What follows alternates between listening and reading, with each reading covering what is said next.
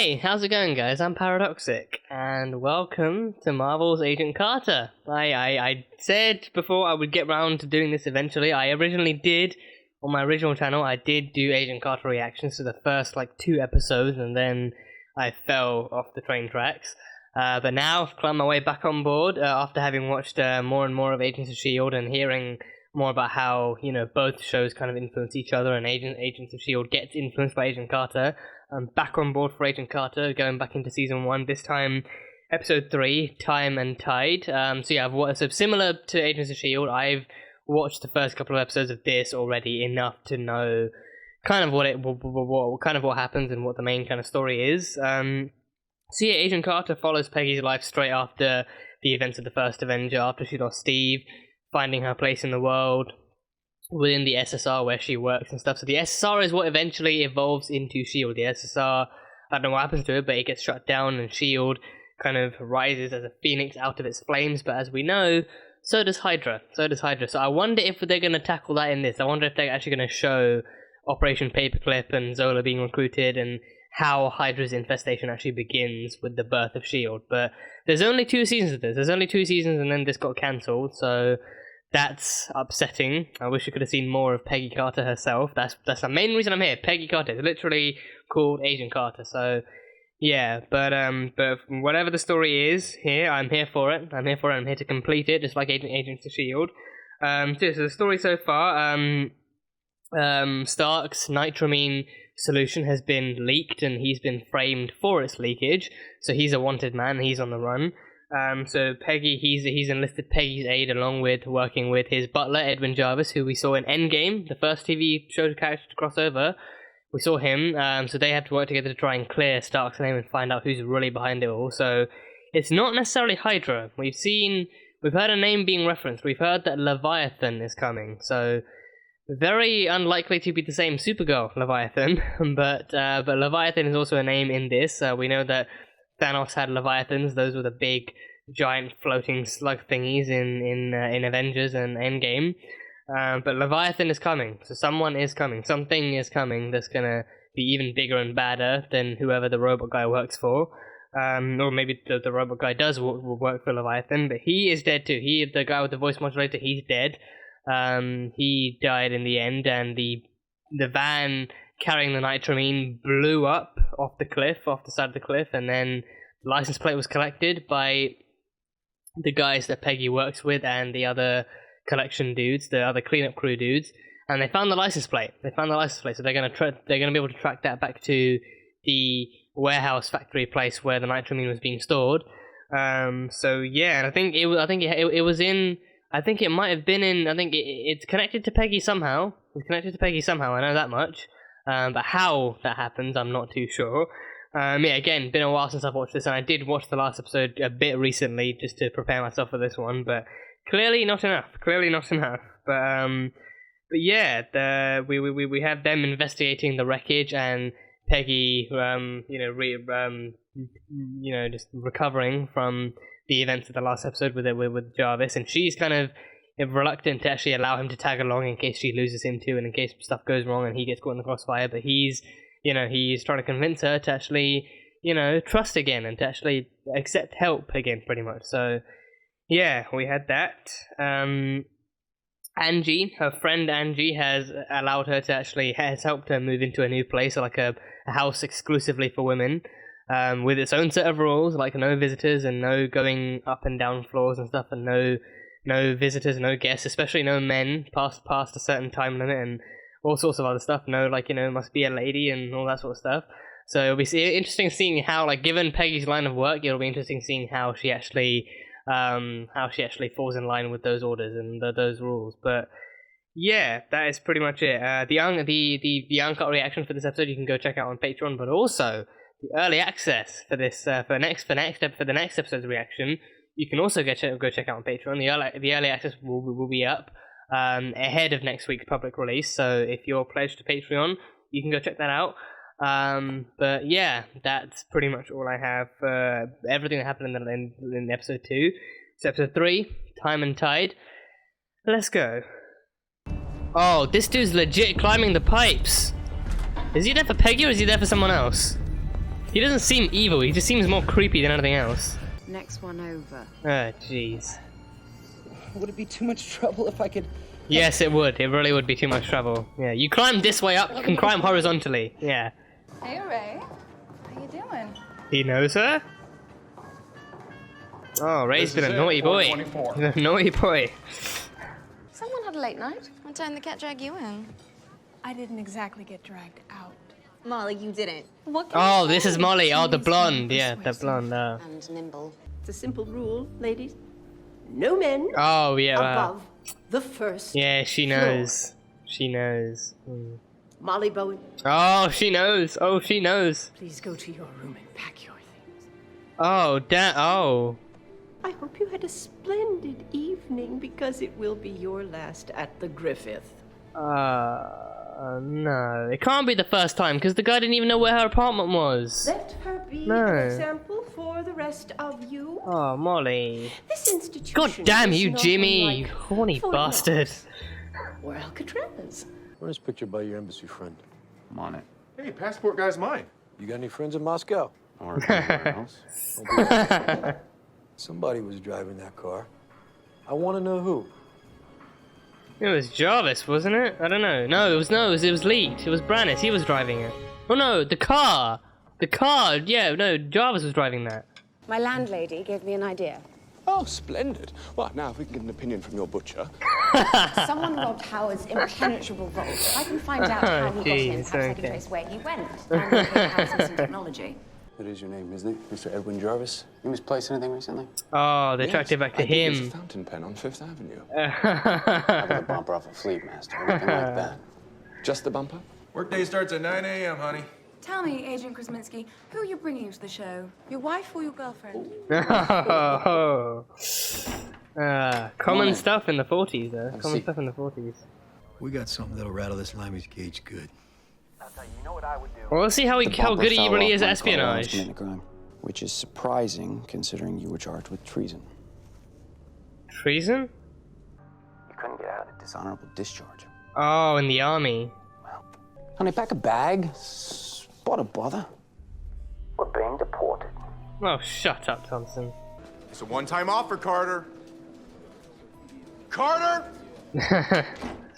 I just realized that's Teddy Excuse me, from Brooklyn I Nine-Nine. need your Yeah, signature, sir. Amy's ex. What? Oh, Jarvis is That's my angry. cue. Jarvis is pissed off. I'm afraid I mistakenly took your stolen car report. Ah. Well, there you Thank you for your go. hospitality, gentlemen. Everything's gone. Yeah. Unless you're going to arrest and charge me, I'll be on my way. And that clears Anything things up. further you'd like to discuss, please feel free to contact one of Mr. Stark's attorneys. Agent Carter, sorry, doesn't even begin to cover it.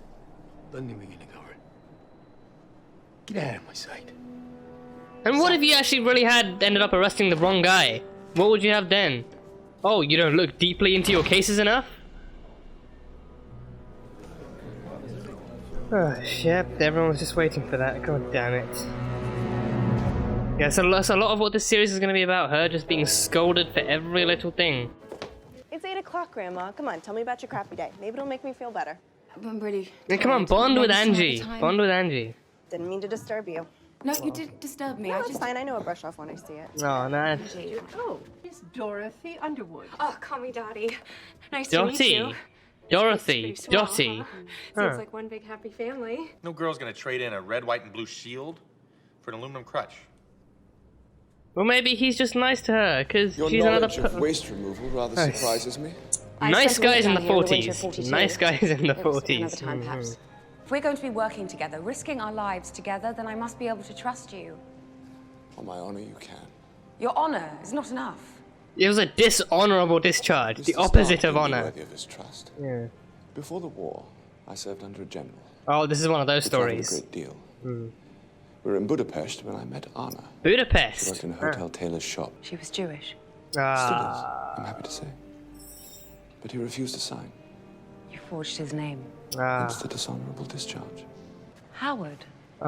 Oh. Stark had unfinished That's what was business swept with under the General, and rug. He and I had always got along. Yeah. Do you have another one of those? Someone's getting very confident. You barely handled yourself in the interrogation room. I don't think giving you a gun is the best idea.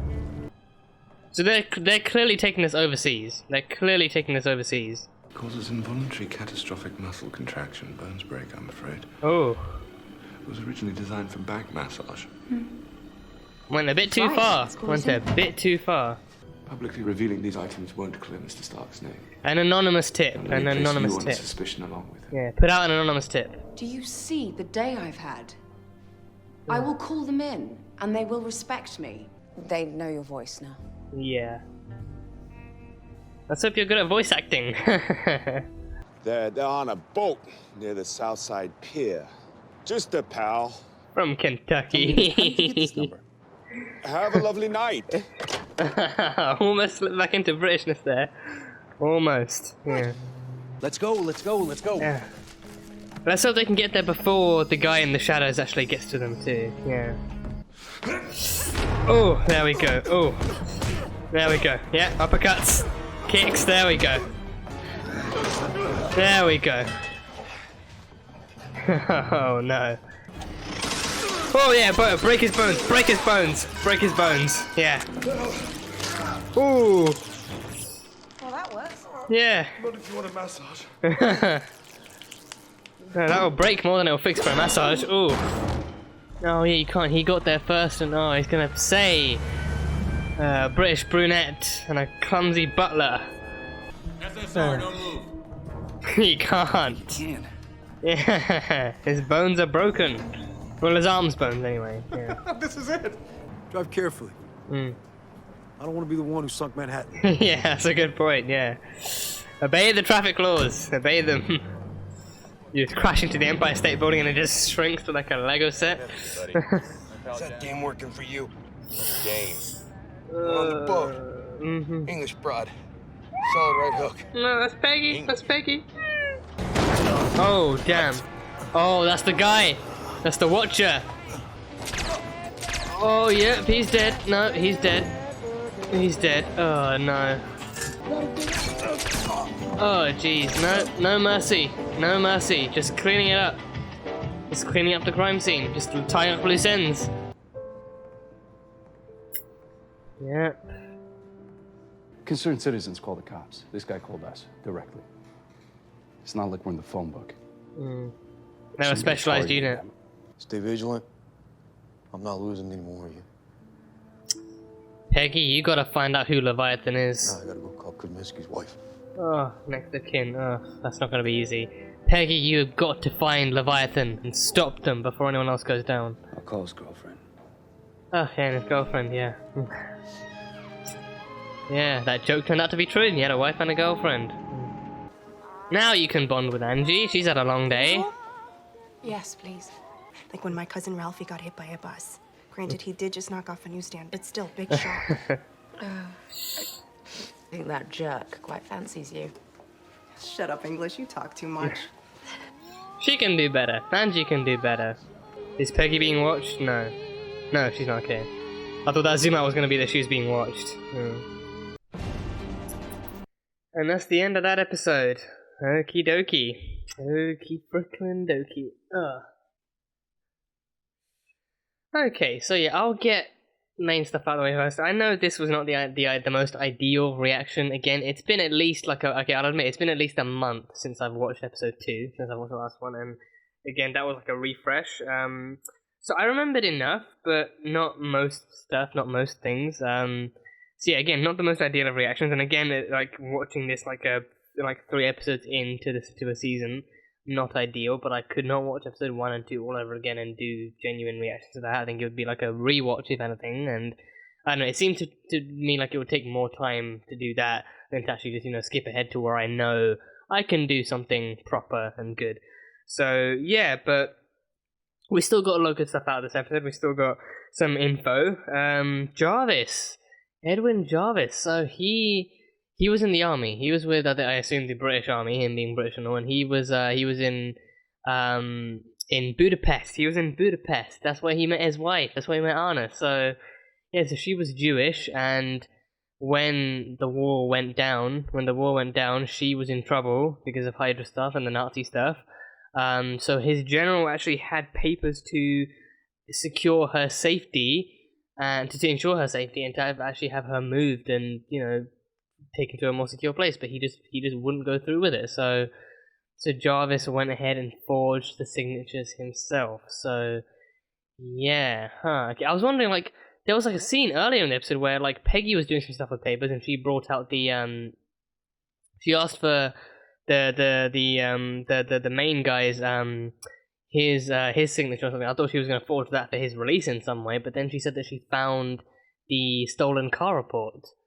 So yeah, and then that got her a whole lot of backlash, which I don't really see the point of, because I think, again, had they gotten the wrong guy, I mean, had they got the wrong guy, then it would just mean that they're not good enough at their job, that they don't search thoroughly enough to make sure they actually have the right guy. Obviously, if it was stolen, then he wouldn't be as liable to the crimes, and they wouldn't really have anything on him. But then, say if they did, then they'd just be able to get back at Stark for whatever reason. Like, it seemed more like it seemed more like they cared about pinning it on Stark than actually capturing the guy who actually did the job, who committed the crime in the moment. So yeah, that backlash. I mean, again, it's that kind of a time where they favor the work of the guy over the actual efficiency and thoroughness of the woman. It's definitely that kind of time. Like, they care more about Thompson being able to beat the truth out of a guy efficiently, or beat information out of a guy efficiently, more than they do about Peggy actually getting accurate information in on time before they do anything bad. Because again, if they'd arrested the wrong guy and then that came out, they'd have an even bigger lawsuit on their hands. So I mean, I don't know. It's the 40s, so I don't know how important like the prevention of corruption is to them. But yeah, so that happened. So yeah, so Stark knew about Anna and Jarvis's relationship, and he offered to actually do that favor for them of actually correcting her papers and actually putting in a favor for him, getting to the general, because he was friends with the general. Who was the general? Was it someone we know? Was it someone we saw in the first Avenger, or what? Because general, I don't know who. I don't know if there's a general in, because I think if it was someone Jarvis worked with, then it had to be a British general, right? Well, I mean, I say it had to be. I feels like I'm just assuming just because he's British, but then like I don't know who else he would serve with. If he was in Budapest, especially, then I don't know if it would be American or if it would be not Budapestian. Budapest isn't. Is it a country or is it a city? I don't know. My geography is horrible. Please correct me. But yeah, so I don't know if he was with someone American or if he was British, or he was a British soldier, but I don't know if he was if he was serving under the British. I think the British and the Americans did work together quite a bit during World War II, so I think it wouldn't be too far out for him to have worked under an American guy. Maybe the same general we saw in the first Avenger, the one played by Tommy Lee Jones. Maybe, I don't know. But if it was someone Stark actually knew and was close to, then that would make more sense, because he was the military contractor for the U.S. Army at that point. So if it was that general, then he'd actually put in a good word and actually pull the strings that he could pull, and actually get through. So yeah, so the dishonorable discharge was because he forged it in the first place. Instead of going to Stark, he actually forged it in the first place. So yeah, I was thinking. I mean, dishonorable discharge, I usually think about like a soldier stepping out of line, like a soldier going too far with the violence and with the kind of if they have a prisoner or something, if they have a prisoner that needs to be interrogated, a soldier going too far with that kind of violence, or maybe like a soldier deserting his post because he disagrees with disagrees with the ethics of war all of a sudden or something. Like I usually think of that when it comes to dishonorable discharge, but then with this, it was something far less violent. It was actually concerning the safety of a civilian, but also it was something more subjective. It was something far more subjective for Jarvis. He was saving the woman he loved. So yeah, so then Stark not only saved Anna, but also got the dishonorable discharge charges dropped. So that's why he was never actually convicted of discharge. But the mere mention of it was enough. The mere mention of that discharge was enough to get him all hot and heavy in the interrogation room. And then we know why. And then obviously him, on him and his wife being threatened with deportation. Was it deportation? Is that the word for it? I mean, I know they get deported, but like him and his wife being threatened with being deported to I guess to Britain, back to the UK again, which they don't want because they have a life here. They have a life, and he has a job here as well. So going back to the UK would, I think, would be hard for them. They'd probably find work again, but it'd be hard for them, and it's not really best suited for their current situation. And God knows if they even have a home back in. I don't know if Jarvis has any kind of ancestral home or anything, but regardless, being deported would be against their best interests. So we know that much. But yeah, so that was that. So Budapest, nice little name drop and a nice little reference there, but unarguably years and years apart from whatever the hell Romanoff and Barton got up to in Budapest. But that's a bit of Jarvis's backstory. Yeah, seeing Peggy and Jarvis working together in this episode was actually interesting, especially with her being reluctant to bring him along. I thought up until the dishonorable discharge mention, I thought seeing like his interrogation would be a good chance to see how good he is at espionage and stuff. But then they brought up that, and they brought up something that hit fairly close to home, and then it all went out the window for him. He actually got visibly angrier and stuff. So it wasn't the best opportunity for him. But yeah, but then them actually tracking down the ship and stuff and finding the emblem on the ship, the heart with the rope around it and the rope through it, and then him actually advising her to actually not go ahead and do a direct delivery, because again that would raise too many questions. Like, how would she have found the stock? How, like, what connection does she have to leaked Brandis? What connection does she have to him? What connection does she have to Stark? What made her want to put put a private investigation through Stark? Like, that kind of subjective perspective she has. It would raise more questions than it would answer, and she'd put herself under a spotlight that she really doesn't want to be in. So it seemed like the more logical decision, actually putting in an anonymous tip, which now we know led to Krasminski's death. So I thought the guy who was watching it didn't end up being the guy that they sent in. They sent in actual muscle to actually try and get the job done, which failed. But then once they actually see them, both arresting the guy and also making off with the stock, they focus on the guy. The guy is, the one who can actually leak everything, So he did leak stuff. He didn't leak them. He leaked the presence of Peggy and stuff. Mainly Peggy, not even Jarvis. Mainly Peggy. He said the dame that works for them. So as soon as he mentioned that, Krasminski knew what he was on about. So I was worried about that. I was very, very worried about that. So now no one knows. Now no one knows that Peggy. The Watcher knows. The Watcher knows that Peggy was there. Peggy and Jarvis are both there at the scene. So he has that kind of information.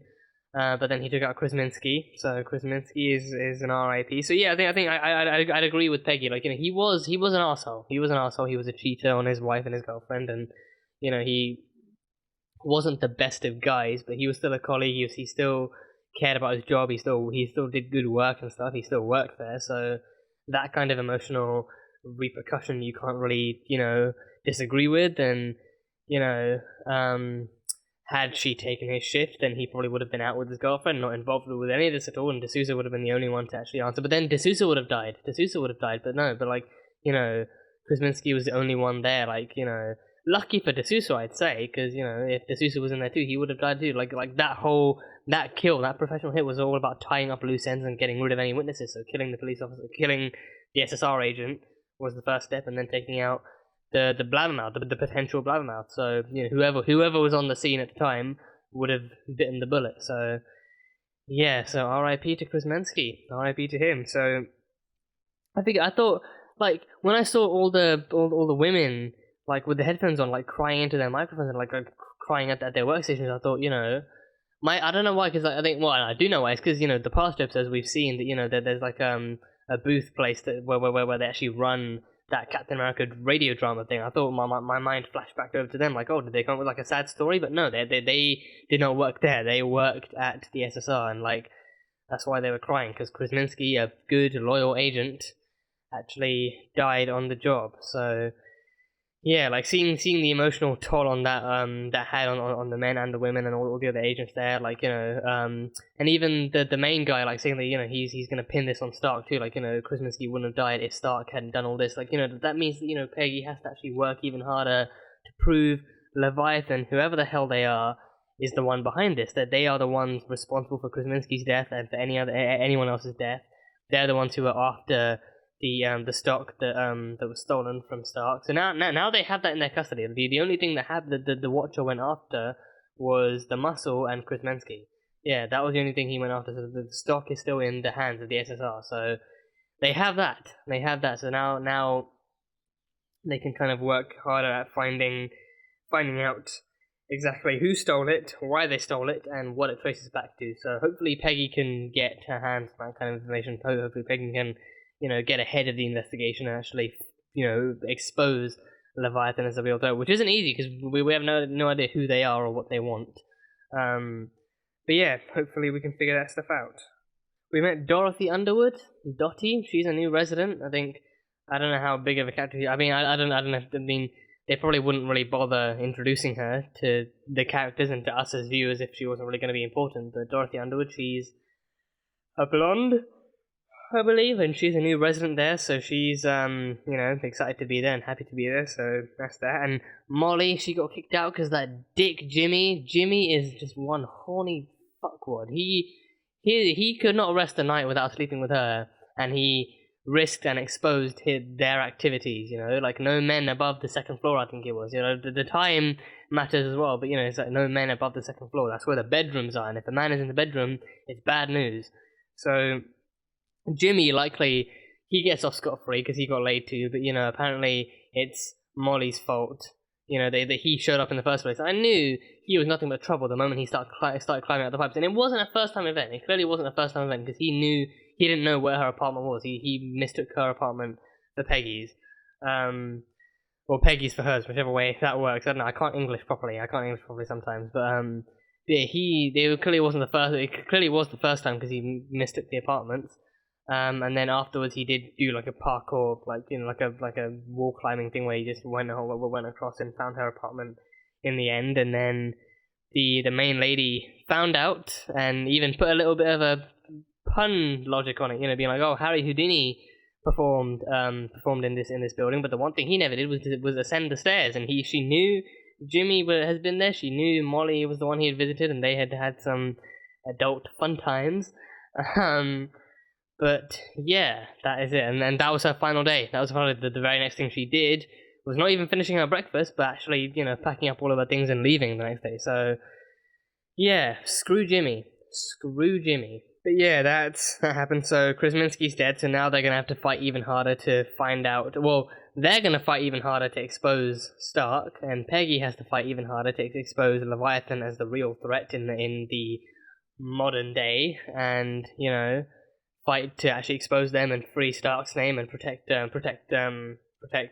Jarvis even more, and just work to be your average kick-ass woman in the 1940s, basically just doing that. So yeah, life is no easier for her after Steve's death. She still has to fight for her right to live and to work as the badass SSR agent that she is. But hey, we know what the future holds for her. She becomes one of the founding agents of S.H.I.E.L.D. itself, in the wake of Hydra's infestation. But still, she's half the reason that Steve joined S.H.I.E.L.D. So yeah, so she's one of the people who helped found S.H.I.E.L.D. So I'm looking forward to seeing how that story unfolds within this show, and seeing more of Peggy. Peggy and Angie, that's a friendship that's that's blossoming already. I can't wait to see where that leads. But yeah, fun stuff. Fun stuff. So yeah, that is all I have from this episode. Let me know what you guys thought of everything that happened and what you're looking forward to. But yeah, that was Marvel's Agent Carter Season 1, Episode 3, titled Time and Tide. So thank you guys so much for watching this video. If you guys enjoyed it, then salt and burn that like button. Comment on what you thought of the episode and what you think is coming up next time on Agent Carter. Again, the uncut reaction will be available on Patreon, so feel free to go check that out. And the early access for the next episode's reaction will also be up on Patreon, so feel free to go check that out. But yeah, that is it. So I will see you guys next time.